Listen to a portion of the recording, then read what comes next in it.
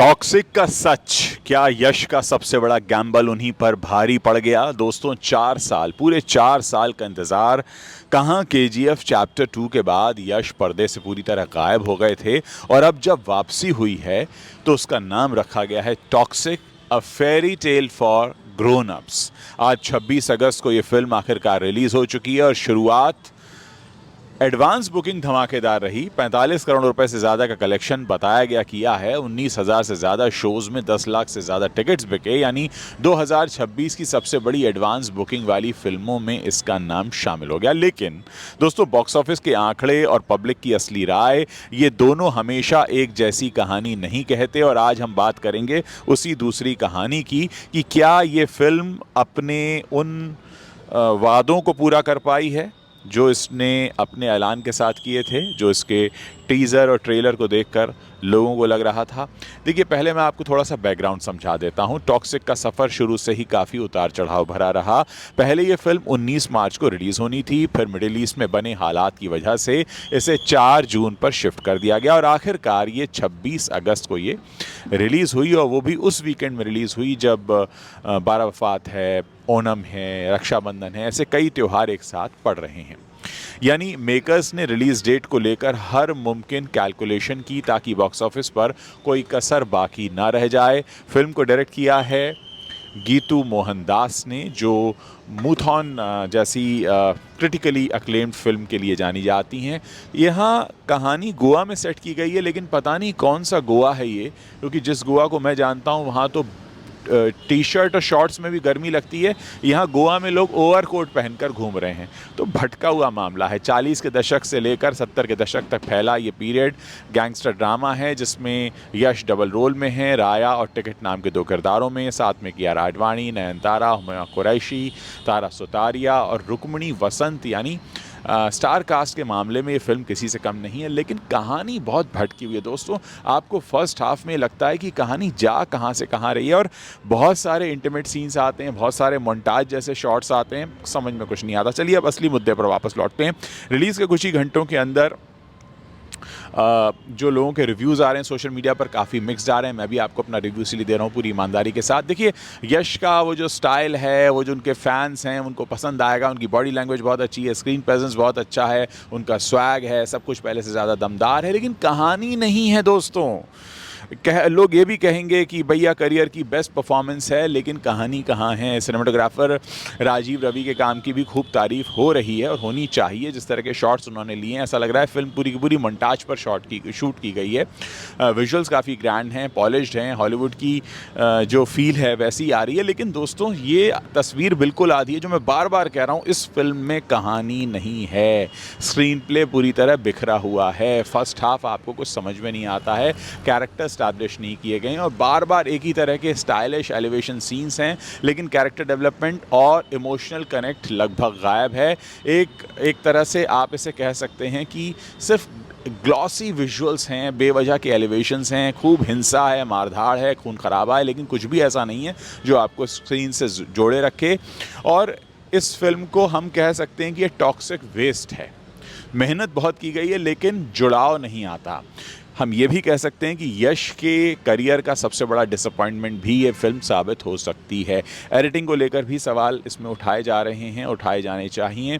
Music, जिसमें रवि बसरूर, विशाल मिश्रा और तनिष बागची जैसे नाम जुड़े थे, वो भी काफ़ी कमज़ोर है। यानी कुल मिलाकर ये फिल्म असर नहीं करती और उम्मीद जिस तरीके की पब्लिक लेकर आई कि ये फिल्म जो है बहुत ही कमाल होगी, वो बहुत निराशाजनक लगती है। लेकिन दोस्तों, इस पूरे विवाद में एक और बात भी है लोगों की। लोग कह रहे हैं कि केजीएफ से इसको काफ़ी कंपेयर किया जा रहा है, क्योंकि वो जो उनका किरदार है केजीएफ वाला, यश का, रॉकी भाई का किरदार, उससे काफ़ी हद तक इसको कंपेयर किया जा रहा है।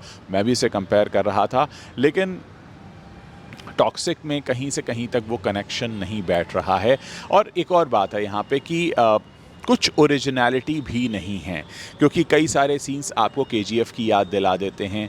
और जब ऐसा होने लगता है ना दोस्तों, तो दर्शक भटकने लगता है। उसको लगता है उसके साथ धोखा हुआ है, विश्वासघात हुआ है। यानी वो जो उम्मीद लेकर आया था वो नहीं पूरी हो रही, उसे एक देखी हुई फिल्म के कुछ हिस्से लग रहा है फिर से दिखाए जा रहे हैं। यहाँ एक और ज़रूरी बात दोस्तों समझनी होगी कि सिर्फ टॉक्सिक की ये कहानी नहीं है।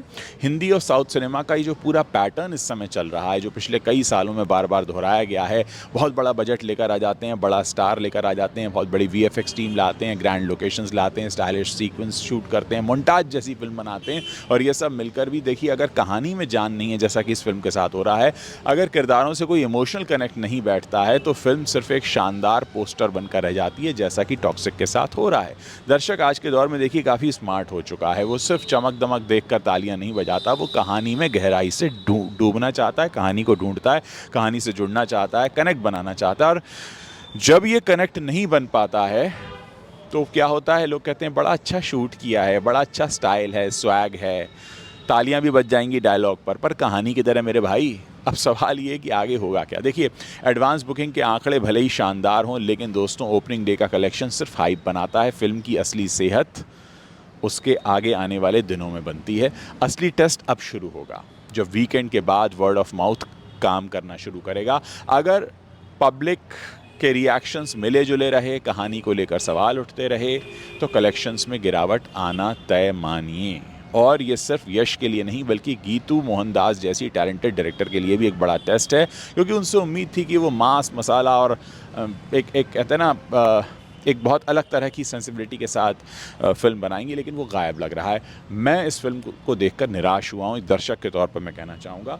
साथ ही यहाँ सवाल सिर्फ एक फ़िल्म की सफलता या असफलता का नहीं है, सवाल ये है कि क्या हम दर्शक के तौर पर अब भी सिर्फ स्टार पावर और भव्यता से संतुष्ट हो जाते हैं, या हमें एक अच्छी और ठोस कहानी चाहिए। और क्या कलाकारों के लिए ये वक्त आ गया है जब वो अपने सबसे बड़े और सबसे सुरक्षित किरदार के साए से बाहर निकलकर कुछ नया करें। अभिनेता का मतलब है हर फिल्म में कुछ नया करना, कुछ हिम्मत दिखाना, अपने एक जोन में कैद होकर न रहना, थोड़ा बहुत रिस्क भी लेना।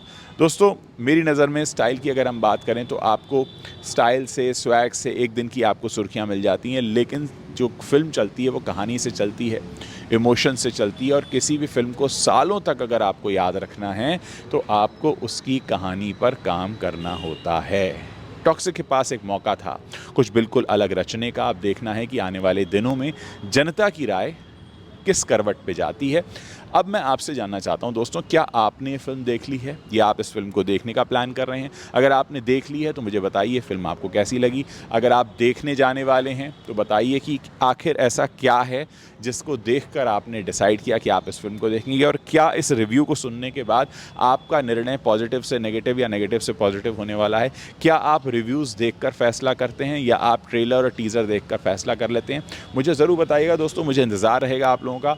मेरी कोशिश है पूरी ईमानदारी से आपके सामने रखूं। देखिए फिल्म को बनाने में मेहनत तो होती है, कोई भी फिल्म यूं ही नहीं बन जाती, लेकिन वो मेहनत अगर ठीक दिशा में की जाए तो वो कनेक्ट बनता है, ठीक दिशा में नहीं की जाती है तो फिल्म डामाडोल होकर गिर पड़ती है।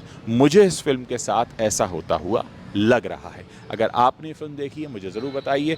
यश के जो हार्डकोर फैंस होंगे हो सकता है उन्हें बेहद अच्छी लगे, लेकिन कुल मिलाकर अगर हम न्यूट्रल होकर एक ईमानदारी के साथ किसी फिल्म को रिव्यू करना है तो सबसे पहले पूछा जाता है भैया कहानी क्या है। और जब कहानी नहीं मिलती है, पूरे फर्स्ट हाफ में नहीं दिखती है, सेकेंड हाफ डामाडोल हो जाता है, तो आपको समझ में आता है कि यार ये हमको तो बना दिया गया है, जैसा कि मुझे इस समय फील हो रहा है। चलिए मिलेंगे अगले किसी वीडियो में। Thanks for watching this video.